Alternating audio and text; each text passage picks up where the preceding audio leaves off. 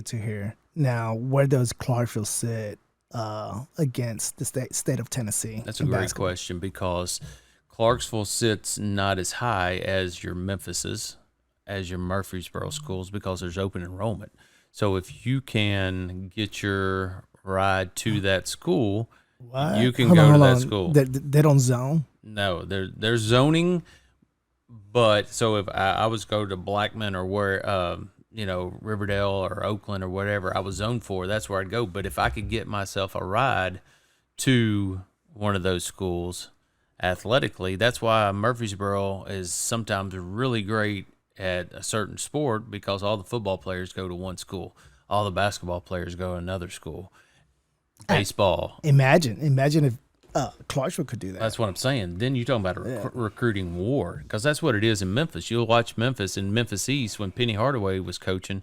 You had kids coming from all over the country and everywhere in Memphis. I mean, Memphis is one of the top metros for high school basketball in the country year in, year out. But I didn't want to jump to this one just yet, but since we're talking about it, there is recruiting. Oh, sure. Right now in Clarksville. Without a doubt. And to be honest with you, it's just it's not good. It's not good. It's not pure. And high school should be pure. And what I think is if I got to coach the kids that live around my campus and I'm stuck with those kids or I'm blessed to have those kids, whichever way you want to look at it, that's who I got to coach. But for someone to go out and get somebody who doesn't live in their zone to come over there and play, like, what about that school that kid left from? It's tough because as a parent, if there is zero coaching going on somewhere or zero importance in the program, or like you said, there's a sponsor doing the wrestling, and you could have went to somewhere else, school A, which was getting coach. That's tough as a parent. And I could have been way better than what I was if you were coached. Yeah. So if you waste your whole high school career not being coached, that's a fine line right there. But as what I'm going to do as a parent, if I'm going to move and legally move into that zone versus me actively going out and recruiting somebody to come to my school, that's BS. I don't agree with that. So check this scenario out. So you coached David. Yes. With pretty much the entire state championship team from Rossville. David was part of that little crew. Yes. Yeah. So from David's travel ball team, how many athletes were a part of that? Really and truthfully, it was Austin, KD, Kendrick Osborne, and Gino Avros. That was the only. Did Sebastian come over? Sebastian transferred his senior year. Sebastian Dean, great player. He did. I mean, that's over half. That's 4 starting. And then Christian Scott came over his senior year. And you're talking about amazing athletes. Yeah. That their parents decide to move into our zone so they could have that experience of. I think one of it is not even as much as coaching as was playing with their friends. How cool would that get to be if you were a senior and all of a sudden, man, we'd always been banging heads against each other. Then all of a sudden we got to play together. So I guess where I'm leading towards is, so if we would have done the same thing with David. And you'd have moved in our zone legally. Yes. Because David, all right, so back to the podcast of departing from the game. My prime example is David and my oldest son, Daniel. David left in good terms because at an early age, David was like, I don't want to play at the next level. He identified that early. Where Daniel, he hung on to this sport for a little bit too long, and the sport ran away from him. But was it because the culture of baseball that he was in at West Creek? Would things would have been different if he was in the right culture with you guys? See, and that's a parental question, really and truthfully. So even though you kind of have shied away from recruiting, or it's BS. I guess you're saying it from the point of as a coach, not so much as a parent. Sure. Yeah. As a coach, I'm not actively recruiting anyone. There's just no way in the world that I could sleep at night if I was knowing I was out recruiting people. Has players wanted to come and play for me?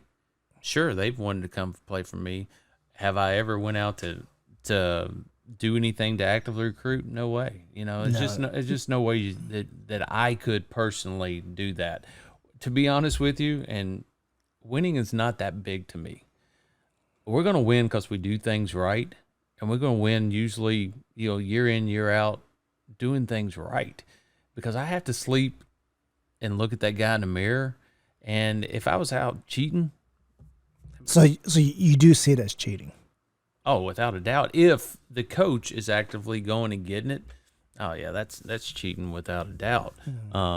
Now, in colleges, do I think that all colleges cheat? No. Do I think that most big time Division I schools have boosters who are giving money? Yeah, that's obvious. I mean, there's just prime example after prime example of that. Now, on a smaller level, maybe is it happening anywhere? Yeah, I'm sure it happens everywhere because people want to see their kid win.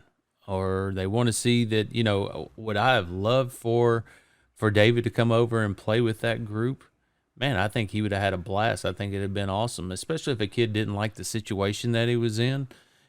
That's tough to keep on. That killed it for him. Yeah. That culture of baseball at West Creek at that time definitely killed it for David, for sure. You see, you got me in that sticky situation where I'm a coach. I'm not going to bash another coach. I'm not going to bash another school or another program. But as a parent, I would definitely shy away from certain programs and certain places here in town. It's just tough. Have we all been on bad teams? Yeah. I mean, if we're real honest, we've all been a part of bad teams. I've coached terrible teams, and sometimes it's my fault, and sometimes it's not having players. And I'm the guy who says, I'm a great coach when I got great players. I'm a terrible coach when I got terrible players. And so, sometimes I've been a terrible coach before, but, it's tough. The recruiting thing's real funny, and especially me being active in the community as a coach, I can't point fingers at people who are doing it. Just know that there's reasons why there's all of a sudden, an influx of talent maybe. Yeah. So I guess the best form of recruiting for a coach or a program is just have a good damn program. Well, because they'll come by itself. Then it's not recruiting. See, that word recruiting is misused. It is misused because I think that, man, I want to go play with a bunch of guys that I want to be around. I want to go play for a coach who's going to make me better and take me to the next level if that's what I want to do. As a coach, what kind of coach are you? Are you the disciplinarian, or are you the fun guy, or are you the whatever it is? Are you a player's coach? See, that's all those things that I hope I'm describing myself, because we're going to have fun no matter what, because it's a game. And we're going to be disciplined because that's the way you're going to go through life. And we're going to teach you how to have self-discipline. But the biggest thing is you got to be playing for the greater purpose, and that's the whole team and the whole program. If it's about you, man, we're going to pick that team every time over you.